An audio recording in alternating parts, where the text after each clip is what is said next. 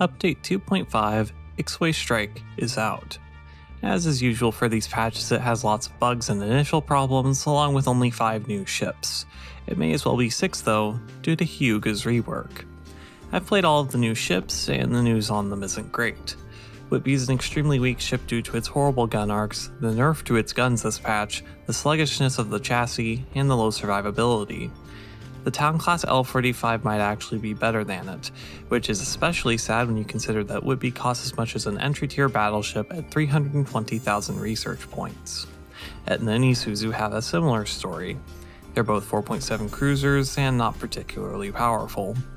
I would say that Trento, Bartolomeo, Attilio, and Kako outclass them, along with some 4.7 destroyers like Sumner just being better overall.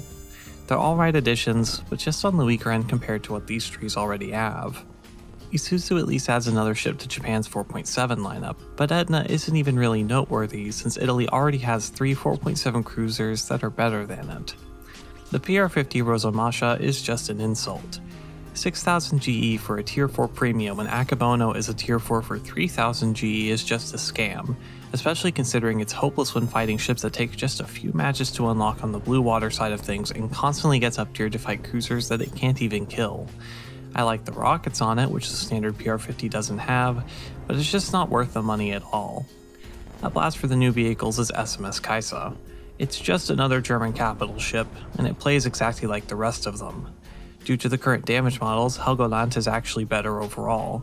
It's tankier and much faster to respond to direction changes or fighting vehicles on other sides of the ship. Kaiser just tends to get blown up by incoming fire, though that's common for lots of battleships now. The last ship worth noting for the patch is Hyuga, which now has a completely different damage model and semi-armor piercing ammunition.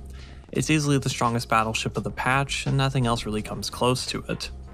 Funnily enough, despite completely remodeling the ship, Gaijin still seems to have forgotten some of the magazine protection, so it still randomly gets ammo detonated from incoming fire. As for the mechanics, Naval feels the worst that it ever has in my opinion. The damage models are just inconsistent. Ships feel tankier, but ammo is more volatile than ever, meaning it's just a fight of whose RNG lets them detonate an ammo rack first. Showrooms aren't an insta-kill one-shot anymore, but they still detonate, which then changes down to the magazine, lighting it on fire, meaning you'll just die anyway. Fires deal damage very rapidly when they're near turrets and magazines, to the point of being able to kill a ship within a few seconds if it gets near the magazine. Flooding feels as bad as it did in the small patch before 2.5.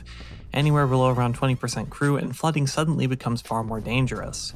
It's as if Gaijin was trying to make the game more realistic by having sinking be a bigger threat, but it's so fast that it becomes entirely unrealistic and just annoying.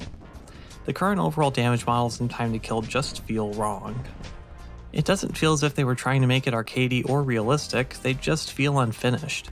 Time to kill is all over the place and everything is so random and inconsistent that it feels worse than most naval games that are in a beta stage. Battleships are still overpowered as is, and making them detonate easier solved absolutely nothing. Most ships can't even get to their ammunition, so it's only made battleships better at countering battleships, nothing else. There are some other changes like American cruisers getting anti-frag armor, German 305mm guns getting a really bad SAP round that's just worse than the AP, and some German and Russian cruisers getting their ready rack fire rates consistently, but none of it really matters with how busted up the overall gameplay is. There are also 2 premium packs in the store, one for Helena and one for Mikuma. Neither is worth buying, as both ships just get clubbed by battleships which they face in every match. $60 for vehicles that are completely helpless in the slightest up tier is also just an insult, and re-releasing GE premiums and more expensive packs is also just lame. For the math behind it, these ships cost 8,000 Golden Eagles in War Thunder, meaning that you would spend 50 USD on a 10,000 Golden Eagle pack and have 2,000 left over in game. The pack costs 60 USD and gives you 2,000 Golden Eagles, plus 30 days of premium time, so 30 days of premium time for $10.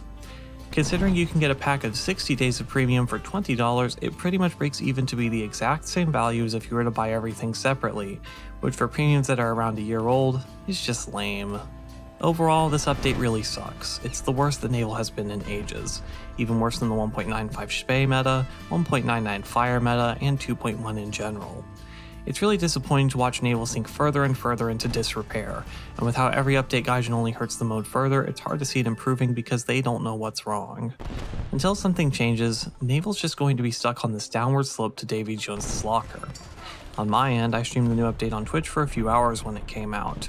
It was roughly 2 hours of me complaining and getting more and more delirious as more bugs, inconsistencies, and balance problems showed up, from an invincible Portland to random ammo detonations to the unstoppable Hyuga horde.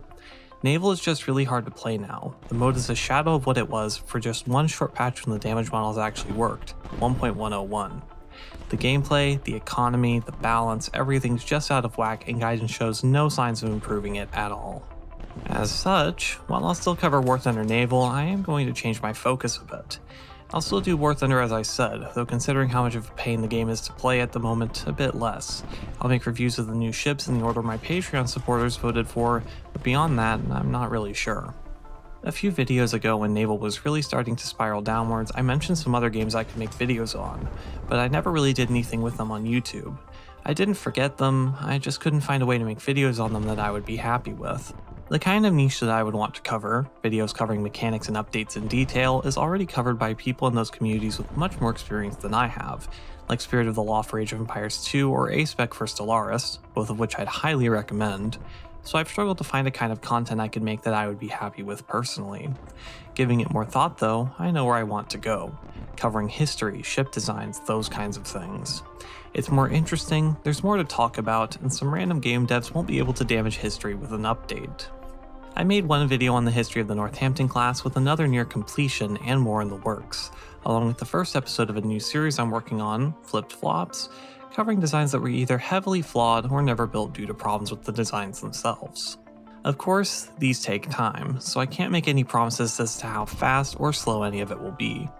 Some of it depends on how hard it is to find info on these ships or their blueprints, or if I'm collaborating with other people who have their own schedules to adhere to. But I think I can make much better videos this way, stuff I'll be a lot happier with in the end. We'll have to see where everything goes from here. Hopefully, Gaijin's attempt to kill Naval can breathe some new life into my passion for making videos. Thank you to everyone for supporting me so far, and thank you for watching.